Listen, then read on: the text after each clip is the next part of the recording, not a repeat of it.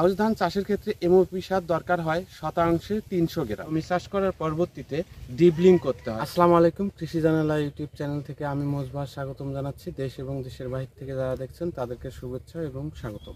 আজকের বিষয় থাকছে আমন ধানের সার প্রয়োগ পদ্ধতি। 33% বিঘাতে কি কি সার আপনারা প্রয়োগ করবেন সেই বিষয় নিয়ে বিস্তারিত তথ্য। সার প্রয়োগ পদ্ধতি জানার আগে গুরুত্বপূর্ণ বিষয় জানা উচিত, সেটি হচ্ছে আগাছা দমন। কেননা এই আউশ ধান কিন্তু বৃষ্টি নির্ভর চাষ করা হয়। তো এই বৃষ্টি যদি না হয় সেক্ষেত্রে কিন্তু অনেক সময় কি আগাছা বেশি হয়, আবার বৃষ্টি হলেও কিন্তু আগাছা বেশি হয়।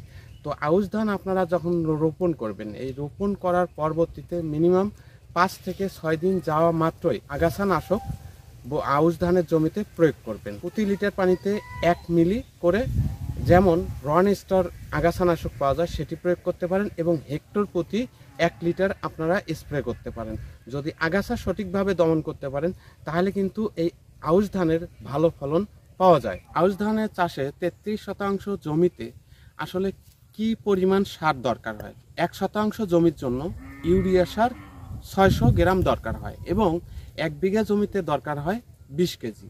এই 20 কেজি ইউরিয়া সার কিন্তু 3টি ভাগে প্রয়োগ করতে হয়। প্রথম ভাগ হচ্ছে সেচ চাষের সময় আপনারা 6.5 কেজি প্রয়োগ করবেন। আউশ ধানের কুশি গজানো শুরু করবে, ঠিক ওই সময়ে 6.5 কেজি ইউরিয়া সার প্রয়োগ করতে হবে। এবং তৃতীয়বার আউশ ধানের কাস্তর আসবে, তখন আপনারা 6.5 কেজি এই ইউরিয়া সার প্রয়োগ করবেন। সেটি হচ্ছে 30 থেকে 45 দিনের মধ্যে বা 40 দিনের মধ্যে। আউশ ধান চাষে ডিএপি বা টিএসপি সার কত কেজির দরকার হয়? শতাংশে 200 গ্রাম, এবং 33% বিঘায় 6 থেকে 7 কেজি টিএসপি বা ডিএপি সার সেচ চাষের সময় আপনারা প্রয়োগ করে দিবেন। আউশ ধান চাষের ক্ষেত্রে এমওপি সার দরকার হয় শতাংশে 300 গ্রাম। 33% বিঘাতে 9 থেকে 10 কেজির প্রয়োজন হয়। জিপসাম আউশ ধান চাষের ক্ষেত্রে শতাংশে 135 গ্রাম, এবং 33% বিঘাতে 4 থেকে 4.5 কেজি জিপসাম সারের দরকার হয়। অনেক সময় দেখা যায় এই আউশ ধান চাষের ক্ষেত্রে কিন্তু জিঙ্ক সালফেট সারের অনেক ঘাটতি থাকে।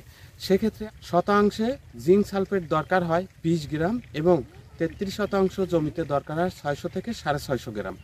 এই সমুদায় সার আপনারা সেচ চাষের সময় একদম জমিতে দেওয়ার পরে একটি মই দিয়ে তারপরে আপনারা এই আউশ ধান বপন করবেন, তাহলে আউশ ধানের ভালো ফলন পাওয়া সম্ভব। জানাবো আউশ ধান বপনের সময় চৈত্রের শুরু এবং মার্চ মাসের মাঝামাঝি পর্যন্ত আউশ ধান বপন করা যায়। এছাড়াও বৈশাখ মাস অর্থাৎ মধ্য মে মাস পর্যন্ত এই আউশ ধান বপন করা সম্ভব হয়। আউশ ধান কিন্তু 3 ভাবে বপন করা যায়। প্রথমত ছিটিয়ে, যদি 80% জার্মিনেশন ধানের বীজ ভালো হয় সেক্ষেত্রে হেক্টর প্রতি 70 থেকে 80 কেজি বীজের দরকার হয়।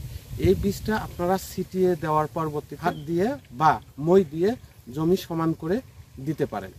আউশ ধান বপনের দ্বিতীয় পদ্ধতি, এটি কিন্তু খুবই মজার বিষয়। সেটি হচ্ছে আউশ ধান কিন্তু সারি করেও বপন করা যায়। সারি থেকে সারির দূরত্ব 25 সেন্টিমিটার এবং 4 থেকে 5 সেন্টিমিটার গভীরে। এতে করে বীজের দরকার হয় 40 থেকে 45 কেজি। 1 হেক্টরে ধানের বীজটা দেওয়ার পরে বপন করার পরবর্তী কিন্তু মই দিয়ে বা হাত দিয়ে সমান করে দিতে হবে। আউশ ধান বপনের তৃতীয় পদ্ধতি, এটি কিন্তু খুব ইন্টারেস্টিং। কেননা যখন আপনারা জমি চাষ দিচ্ছেন, এটি বাঁশ বা কাঠির মাধ্যমে গর্ত করতে হয়। এই গর্তর মধ্যে 2 থেকে 3টি অথবা 4টি ধানের বীজ দিতে হয়। এটির দূরত্ব হচ্ছে 20 সেন্টিমিটার দূরত্ব, এবং বীজের দরকার হয় 25 থেকে 30 কেজি হেক্টর প্রতি। এভাবে যদি আপনারা রোপণ করেন তাহলে আউশ ধানের ভালো ফলন পাওয়া সম্ভব। ভালো থাকবেন, সুস্থ থাকবেন। আসসালামু আলাইকুম।